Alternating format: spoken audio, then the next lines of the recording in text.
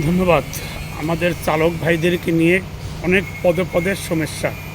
সেটা হলো, যেমন আমাদের কিছু চালক ভাইরা আছেন, যারা বাইকের ভাইরা আছেন, তাদের বিভিন্ন খেদে তাদেরকে নিয়ে শুধু ট্রাফিক ঝামেলা এবং বিভিন্ন জায়গায় এআই মামলা। তবে আমি ট্রাফিক পুলিশ এবং ট্রাফিক সার্জনের কাছে বা বড় কর্মকর্তা, পুলিশ কর্মকর্তার কাছে আমার একটু আকুল আবেদন। সেটা হলো, আমি বলতে চাচ্ছি যে আমাদের কোথায় অপরাধটা বা আমাদের অপরাধ যদি নাও থাকে, সেই ক্ষেত্রে কেন আমাদের মামলা খেতে হয় এবং কেন আমরা মামলা খাই, এটা নিয়ে আমি আপনাদের কাছে দুটি আলোচনা করতে চাচ্ছি। প্রথমত হলো, আমরা যখন একটা রিকোয়েস্ট আসে, আমরা যখন অ্যাপসের মাধ্যমে যখন একটা রিকোয়েস্ট দেই বা রিকোয়েস্ট আসে, আমরা সবসময় চেষ্টা করি অ্যাপসে থাকার জন্য।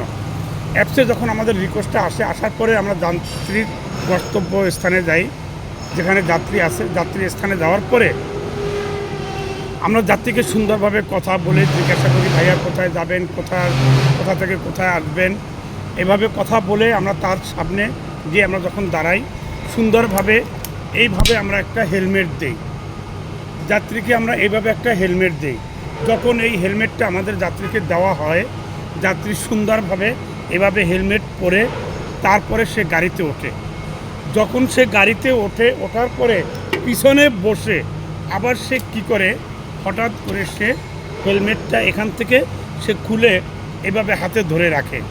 কিন্তু আমাদের একটা ড্রাইভার যখন সে গাড়ি চালায়, সে সামনের দিকে তাকিয়ে থাকে, সে পিছনে আর দেখতে পায় না যে কি হয়েছে বা ড্রাইভার যাত্রীর মাথায় হেলমেট আছে কি না।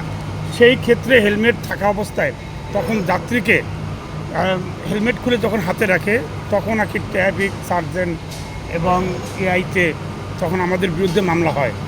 তখন এই মামলাটা যখন হয়, কিন্তু আমাদের অপরাধটা কোথায়? আমরা যাত্রীকে হেলমেট দিয়েছি, যাত্রী হেলমেট পরেছে, যাত্রীর মাথায় হেলমেট আছে, আবার পিছন থেকে সে হেলমেট খুলে ফেলছে, তখন আমরা কেন মামলা খাবো? আমার অপরাধটা কোথায়?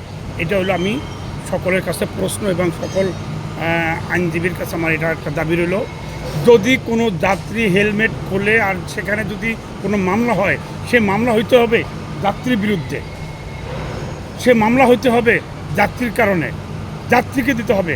যাত্রীর ভোটার আইডি কার্ড আছে, মোবাইল নম্বর আছে এবং তাদের বিরুদ্ধে মামলা হবে। কিন্তু সে মামলা গ্রহণ আমরা করব না, কারণ আমি তাকে হেলমেট দিয়েছি, তাকে আমি সব কিছু দিয়েছি, তাকে আমি দেওয়ার পরে কেন আমি 2000 টাকার মামলা খাবো?